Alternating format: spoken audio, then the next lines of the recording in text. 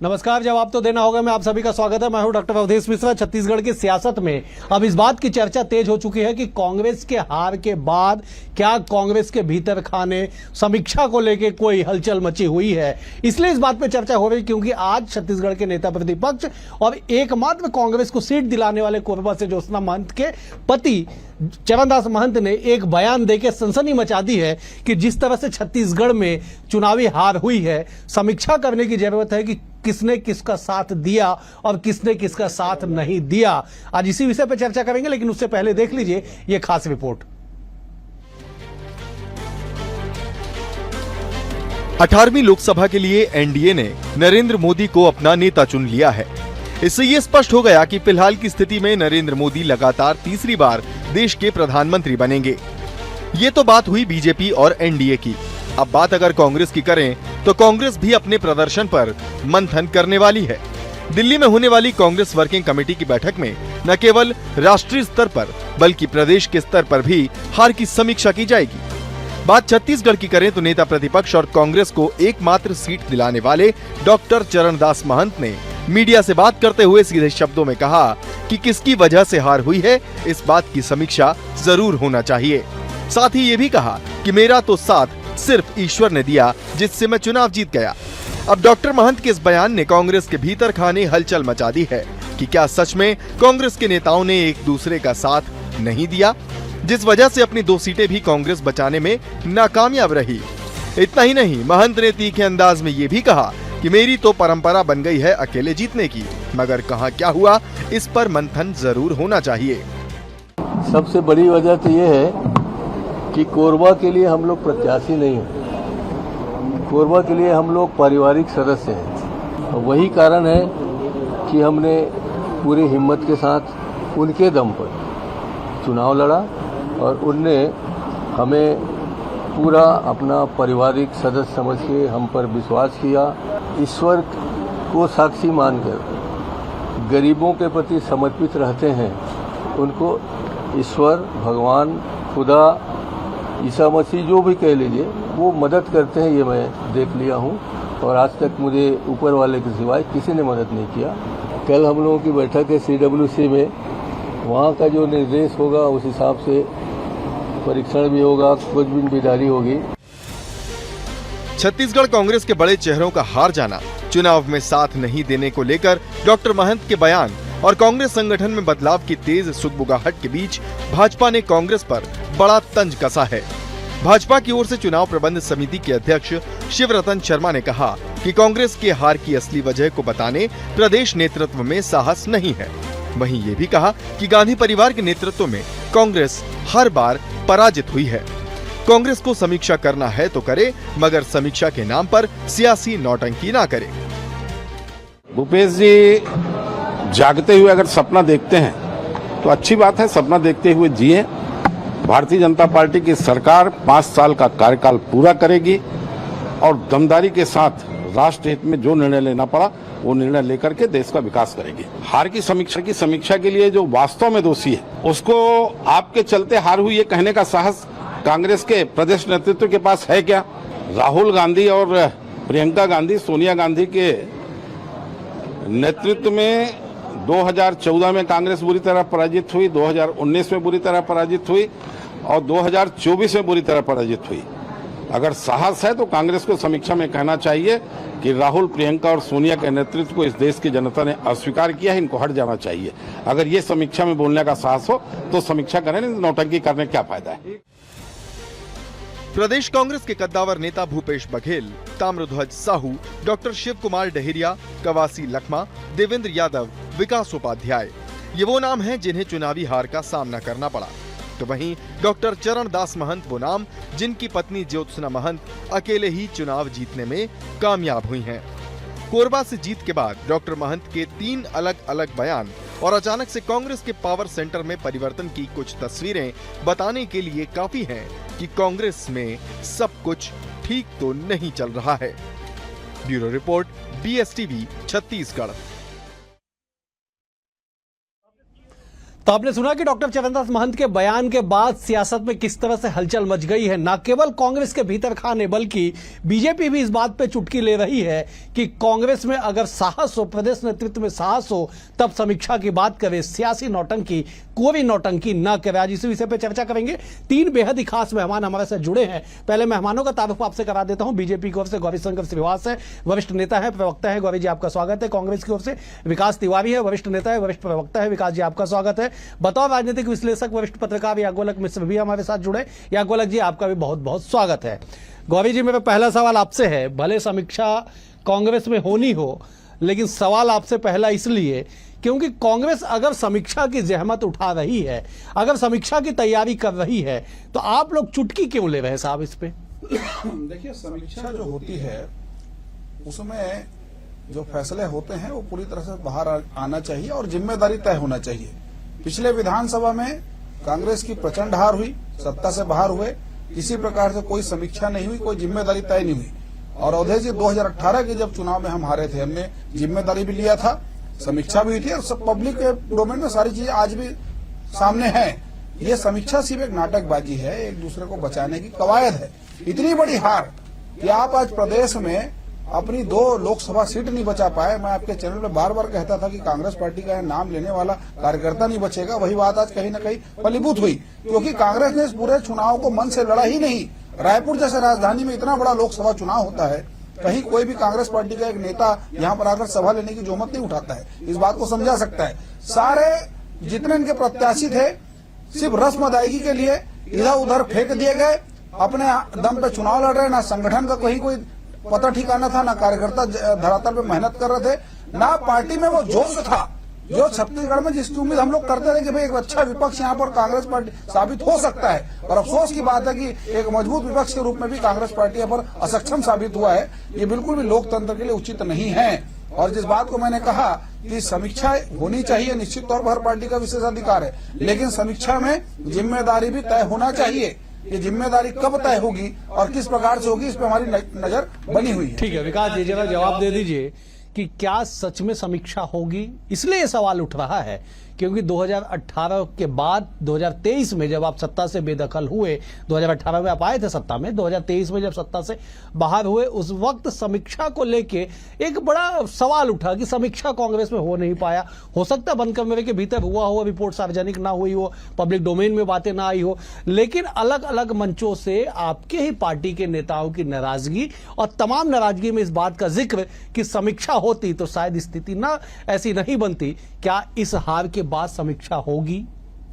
अवधेश जी, सबसे पहली बात तो यह है कि जो भी जीत के आए हैं, भाजपा को, कांग्रेस को, लोकतंत्र का पर्व है, उन सबको बधाई। अब रही बात समीक्षा की, कांग्रेस पार्टी में जो भी समीक्षा करना है कांग्रेस कर लेगी। भारतीय जनता पार्टी उन लोगों की चिंता करे जो थोक के भाव में कांग्रेसी लोग झारा झारा लेके आ गए हैं। दूसरी बात, अब समीक्षा की बात प्रदेश की हो रही है तो निश्चित तौर पे हमारी पार्टी करेगी, उसमें कहीं कोई बात नहीं है। और जो नतीजे वो सामने है, अब उसमें कोई नया चीज का एडिशन तो होगा नहीं। लेकिन अकेला चला था राही मंजिल और धस गया, तो मोदी जी की भी समीक्षा होनी चाहिए भाई। जिस प्रकार उन्होंने पूरा लुटिया डुबा दिया भारतीय जनता पार्टी का, और अभी आगे आगे देखिए होता क्या, राजनीति में बहुत दूर तक का मामला। गौरी श्रीवास जी ने जो बात कहा कि विपक्ष नहीं है और विपक्षहीन हो गया है पूरा छत्तीसगढ़ राज्य, कांग्रेस पार्टी के 34-35 विधायक हैं अभी। आप चिंता मत करो, हम लोग रोड की लड़ाई लड़ने वाले हैं। एक राहुल गांधी और विपक्ष को किस प्रकार से परेशान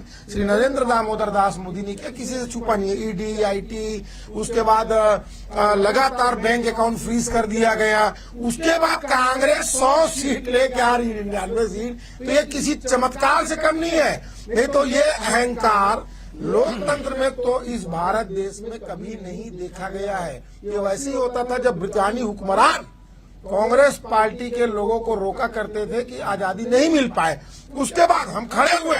अगर हम बर्बाद होते 25-12 जैसे अहंकारी लोग बोलते थे, अभी तो इनके एक बाबू इधर और एक कुमार इधर और बीच में सुकुमार दब गए हैं। आगे देखिए तो इनका क्या असर होने वाला है।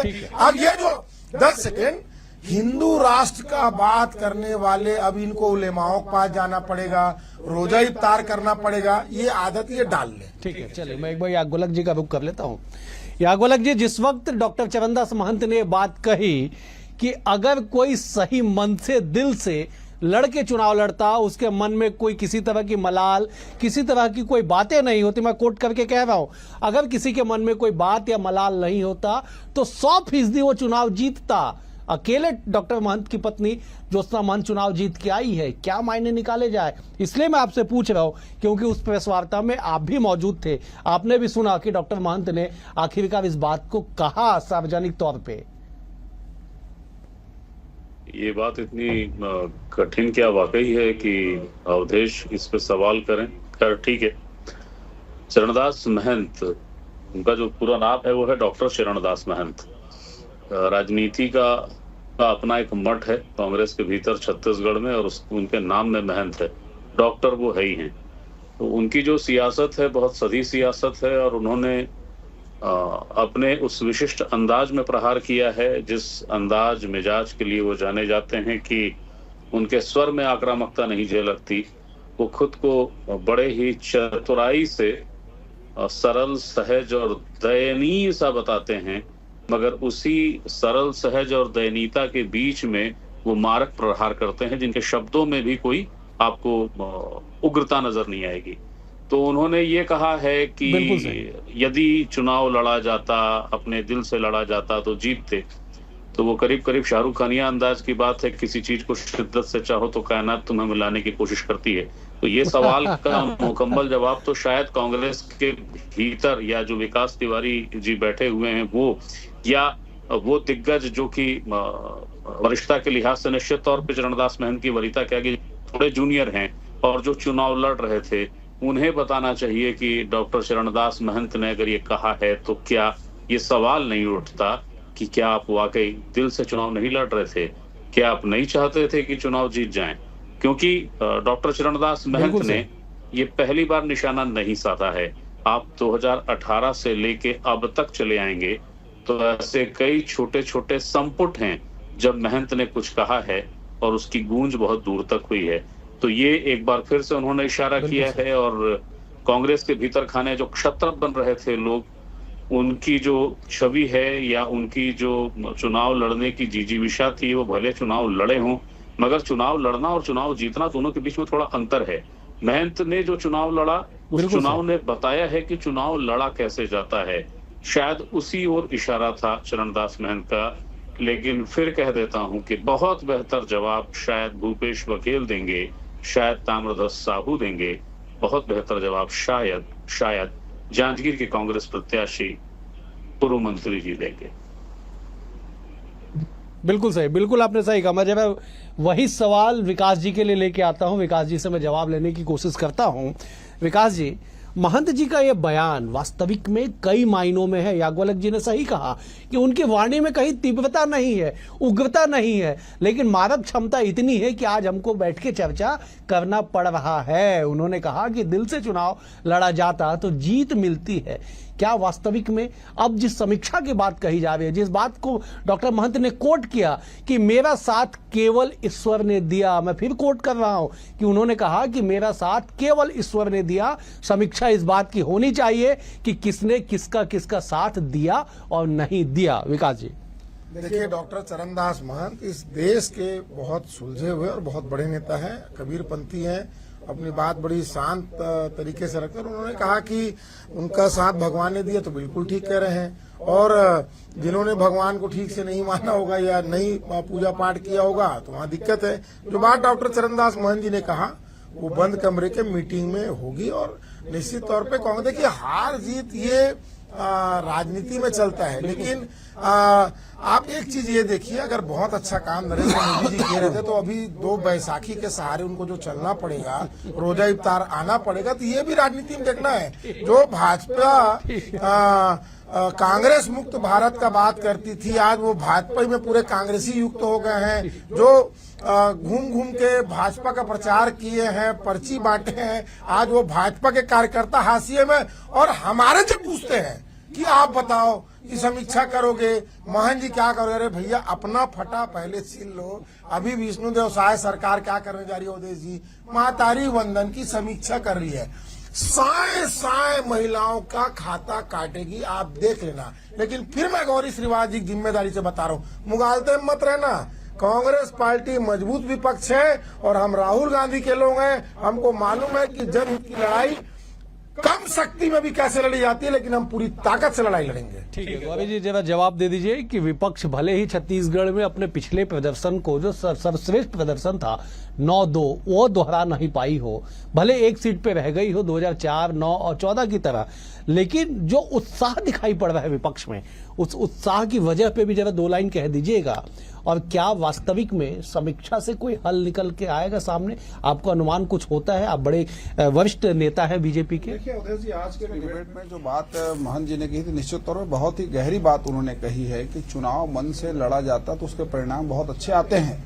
लेकिन इस बात को सोचना होगा कांग्रेस पार्टी के शीर्ष नेतृत्व को, जब उन्होंने प्रत्याशियों का चयन किया, मुझे अच्छी तरह से याद है भूपेश बघेल जी विमानतल में आप लोगों ने जब सवाल किया था माने एयरपोर्ट में, तो उन्होंने साफ कहा था कि मैं लोकसभा चुनाव नहीं लड़ना चाहता, स्पष्ट रूप से उन्होंने कहा था। लेकिन उनको टिकट पकड़ा दिया गया। ताम्रध्वज साहू दुर्ग से लड़ना चाहते थे, उनको भेज दिया महासमुंद। शिव डहरिया टिकट नहीं चाहते थे, उनको पकड़ा दिया गया। विकास उपाध्याय रायपुर से टिकट वापस करने गए थे, लेकिन पकड़ा दिया गया। तो क्या महज यहाँ पर कांग्रेस पार्टी रस्म अदायगी करने के लिए कि भाई हमको प्रत्याशी खड़ा करना है, बलि का बकरा बनाना है, खड़ा कर दिया गया? क्या इन प्रत्याशियों ने मन से चुनाव लड़ा? और बड़े आश्चर्य का विषय है, इन चुनाव के दौरान कांग्रेस पार्टी के बड़े बड़े दिग्गज नेता कांग्रेस को छोड़कर भाजपा में आए। इसी चुनाव के बीच में छत्तीसगढ़ शर्मसार हुआ। संचार विभाग के इनके सुशील आनंद शुक्ला जी ने एक महिला राष्ट्रीय प्रवक्ता किस प्रकार से अपमानित किया, आज उसी का श्राप लगा है कि प्रदेश की महतारियों ने आज इनका सर्वनाश कर दिया इस प्रदेश से। इस बात को सोचना होगा कि क्या वास्तव में चुनाव में युवा तक आप पहुंचे, महिलाओं तक पहुंचे, और ऐसा क्या कारण था कि किसान भी आपको चेहरा देखना पसंद नहीं किए? क्या कांग्रेस पार्टी के नेता वहां तक पहुंचने में कामयाब हुए? क्या अपनी बात वहां तक पहुंचाने में कामयाब हुए? डिबेट में आकर राहुल गांधी जी के सेनापति बनकर बोलने से काम नहीं चलता है। वास्तव में धरातल में सैनिक का भूमिका निभाना पड़ता है ईमानदारी से। वो ईमानदारी से भूमिका कहीं भी अदा नहीं की गई है। अब समीक्षा में हो सकता है किसी को बलि का बकरा। मैं आ रहा आपके पास, एक बार गौरी जी कंप्लीट कर ले। लेकिन इससे होना जाना क्या है? जो होना था तो हो चुका है, बर्बादी हो चुका है। बर्बादी का आलम इस हद तक है कि मुंह में जवान नहीं है, जवानी बन रहे हो तुम। रियासत लूट चुकी है, फिर भी नवाबी बन रहे हो तुम। सब कुछ लूट गया है, लेकिन नवाबी नहीं जा रही है। यही हाल कांग्रेस पार्टी का है, जो इनको पूरी तरह से सर्वनाश की ओर लेकर जा रहा है। ठीक है, मैं जब याज्ञवल्क्य जी का रुख कर लेता हूँ। विकास जी भले उंगली उठाए थे, ठीक है विकास जी, मैं आपको पास आता हूँ, 20 सेकंड आपको देता हूँ, फिर मैं याज्ञवल्क्य जी का रुख करूंगा। जब आप जवाब दे दीजिए कि रियायत लूटने के बाद भी नवाबी छूट नहीं रही आप लोगों से। इसकी रियायत लूटी है तो समझ में नहीं आ रहा। हम लोग भाई कांग्रेस पार्टी के लोग ना रियासत जानते हैं, ना हम तानाशाही जानते हैं, ना हुकुम करना जानते हैं। जनता ने जो जनादेश दिया सिरोधार्य। लेकिन अभी ये इनके जो 10 सांसद चुन के अवधेश जी, अपन डिबेट इसमें हर 3 महीने में आप रखते जाओ कि इनका क्या दुर्गति होगा। ब्रजमोहन अग्रवाल जी जो अपना बढ़िया दुकान खोल के रखे थे 35,000 करोड़ का शिक्षा विभाग का, उनको समेटा दिया गया। और मैं जो समझता हूँ, जो सुनील सोनी जी की बखत थी लोकसभा के अंदर में, 10-5% बढ़ेगा ब्रजमोहन अग्रवाल जी का, बढ़ेगा, उससे ज्यादा नहीं बढ़ेगा। अपने ही ये परेशान है, नहीं कुछ कर पा रहे हैं। मैं फिर कह रहा हूँ, महतारी वंदन से लेकर तमाम उन चीजों में जिन्होंने इन्होंने वादा किया था, उनको इनको निभाना पड़ेगा। और जो मोदी सरकार बैसाखी में है, ये भारतीय जनता पार्टी के बड़े कर्मठ कार्यकर्ता मैं भी जानता हूँ। तो आगे आने वाले समय में नीतीश कुमार जी और पासवान जी जब रोजा इफ्तार करेंगे, तो गौरी श्रीवास जी को भी बिल्कुल जालीदार टोपी लगा के इफ्तार पार्टी में जाना पड़ेगा। ठीक है याज्ञवल्क्य जी, बात समीक्षा से निकली थी, अब बात कारणों तक पहुंच गई, अब भविष्यवक्ता भी हो गए कि कैसे आपको रोजा इफ्तारी में जाना पड़ेगा, जालीदार टोपी लगाना पड़ेगा, मखमल का कुर्ता पहन के जाना पड़ेगा, तमाम तरह की जो बातें हैं वो भी निकल के आ रही है। लेकिन सवाल ये है कि 2023 की हार, 2024 की हार, क्या कांग्रेस के भीतर सब कुछ ठीक चल रहा है? फिर से मैं डॉक्टर महंत को कोट करता हूं, उन्होंने कहा कि समीक्षा होनी चाहिए, व्यक्तिगत स्तर पे समीक्षा होनी चाहिए, इस बात को देखना चाहिए कि किसने किसका साथ दिया और नहीं दिया। याज्ञवल्क्य जी, मैंने पहले भी कहा ना कि जिनके नाम में ही महंत हो, उनकी बात में गंभीरता क्यों नहीं होगी। तो उन्होंने जो बात कही है, वो बात ये बताती है कि जो पूरा विषय है कांग्रेस के भीतर खाने का, वो कितना गंभीर है। जो आंतरिक स्थितियां रही हैं और जिस तरीके से 5 साल सत्ता में कांग्रेस रही और एक नायाब समय था कांग्रेस के लिए। वो इस सत्ता को बरकरार रख सकती थी, बढ़ा सकती थी। आज भी शायद कांग्रेस की सरकार होती, लेकिन ऐसा नहीं हुआ है। नहीं होने के पीछे जो कारण है, उन कारणों को महंत ने कांग्रेस के भीतर खाने बैठकों में कभी बोला हो तो बोला होगा, मगर ये चीज कभी सार्वजनिक नहीं हुई है। और अगर मुझे, जैसा आप शुरुआत में बात कर भी रहे थे, तो इन बैठकों को लेकर कोई चीज सार्वजनिक नहीं हुई, तो मैं अभी ये मान के चल रहा हूँ ऐसी कोई बैठक हुई नहीं है। महंत जो कह रहे हैं उसका इशारा दरअसल उन सारी चीजों की ओर है। वो जो बात है उन्होंने टुकड़ों में नहीं कही, उन्होंने समुच्चय कर दिया उसका और एक लाइन में इस बात को कह दिया। लेकिन एक बात, जब ये बहस को मैं सुन रहा था और वो बार बार बात आ रही थी कि मन से प्रयास, मन से प्रयास, मुझे लगता है कि बीजेपी के जो साथी बैठे हैं गौरीशंकर जी, उन्हें सोचना चाहिए कि क्या यह बात कहीं सरोज पांडे जी के लिए भी तो लागू नहीं होती है। मन से प्रयास नहीं हुआ या मन से कार्यकर्ता ने प्रयास नहीं किया, क्या हुआ था, तो ये उनको भी सोचना चाहिए। लेकिन जहां तक कांग्रेस के भीतर खाने का मसला है, तो उन्होंने बहुत सधे अंदाज में अपनी बात कही है। ये वो बात है जिसको बहुत पहले, यानी कि 2023 के दिसंबर में या उसके पहले ये बात आ जानी चाहिए थी। अगर हम कुछ संकेतों की बात करें तो डॉक्टर महंत कभी नहीं चुके हैं संकेत देने से। उन्होंने कई मौकों पे इशारों में अपनी बात कही है, लेकिन वो बात उस दौर में जबकि सत्ता के झूले पे लोग सवार थे, उन्होंने कितना ध्यान दिया नहीं दिया अलहदा है। मगर आज अगर डॉक्टर महंत ये कह रहे हैं कि अलग से व्यक्तिगत समीक्षा होनी चाहिए, तो उसके बहुत मुकम्मल मायने हैं। निश्चित तौर पे बिल्कुल आपने सही कहा कि समीक्षा होनी चाहिए। गौरी जी, आप हाथ उठा रहे थे, जवाब दे दीजिएगा। जिस बात का इशारा डॉक्टर महंत कर रहे हैं, जिस बात को आगे या गोलक जी बढ़ा रहे हैं, कि क्या केवल कांग्रेस के नेताओं के लिए वो बात थी या फिर सरोज पांडे के लिए भी, जो कोरबा से जिनकी हार हुई, उनके लिए भी बात थी कि क्या सब मिलके मन से चुनाव लड़ते तो परिणाम कुछ अलग होता? अवधेश जी, जब कोरबा में सभा हुई थी कटघोरा में अमित शाह जी की, आप भी वहीं पर थे। अमित शाह जी ने इस बात को इंगित किया था कि ये जो लोकसभा है बहुत ही कठिन है और हमेशा से कठिन रहा है, लेकिन संघर्ष हमारे दरख्तों में लहू बनकर दौड़ता है। हम 2 सांसद से यहाँ तक आए हैं, निश्चित तौर पर वहाँ हमारी पराजय हुई है, उसके कारणों का हम पता लगाएंगे। चिंता और चिंतन दोनों का विषय है, इस पे हम पीछे नहीं हट रहे हैं। ये खाली हवाई बातें नहीं होगी कि चैनल पे इस प्रकार का चिंतन हो गया, किसी को ऊपर ठीकरा फोड़ दिया गया। हमने वहां पर संघर्ष किया, हमने लड़ाई लड़ी, ठीक है, हार हो गई, उसको स्वीकार कर रहे हैं, उसके कारणों का पता लगाया जाएगा। लेकिन इस बात को भी सोचना होगा कि कांग्रेस पार्टी की विधानसभा के बाद लोकसभा में इतनी बड़ी पराजय, क्या इसकी वास्तविक समीक्षा होगी?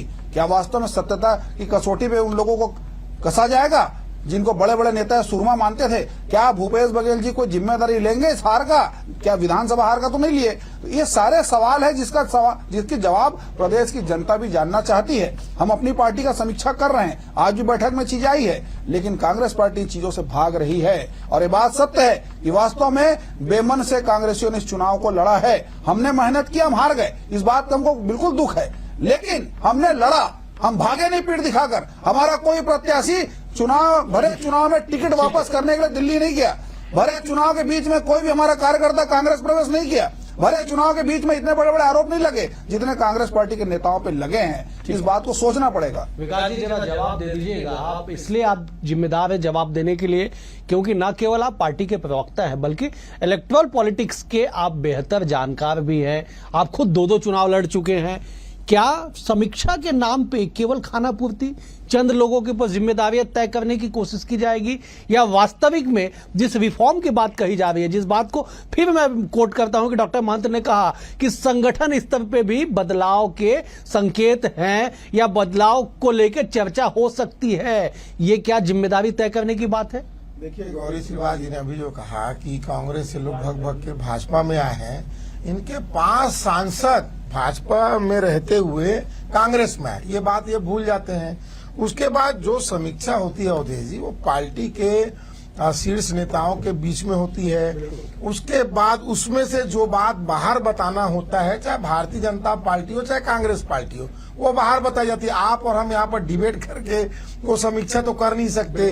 विषय यहाँ पर ये है, जो जनादेश है वो हमको सिरोधार है, हमको स्वीकार है। आप 10 सेकंड में बात पूरी कर लीजिए, फिर हम समाप्त करेंगे। देखिए, मैं फिर वही कह रहा हूँ कि जो जनादेश है वो मैं भी स्वीकार करता हूँ, गौरी जी भी स्वीकार करें और जालीदार टोपी पहनने के लिए तैयार रहे। चले, कुल मिला के ये है कि हार और हार पे हाहाकार, और उसके बाद समीक्षा, समीक्षा के बाद जिम्मेदारी, जिम्मेदारी का ठीकरा किसके माथे पे फूटेगा वक्त तय करेगा। लेकिन ये बात तय है कि डॉक्टर महंत की जीत और उनके बाद उनके 3-4 बयान बताने के लिए काफी है कि कांग्रेस जो दिखाने और बताने की कोशिश कर रही है, संभवतः भीतर खाने वैसा कुछ भी ना हो। चिंताओं की जो लकीर है वो जरूर कांग्रेस नेताओं के माथे पे बल पड़ती हुई नजर आ रही है। फिलहाल आज के लिए इतना ही। आप तीनों मेहमानों का बेहद शुक्रिया। गौरी जी आपका शुक्रिया, विकास जी आपका शुक्रिया, या गोलक जी आपका भी शुक्रिया। कल एक और विषय के साथ होगी मुलाकात, तब तक के लिए नमस्कार।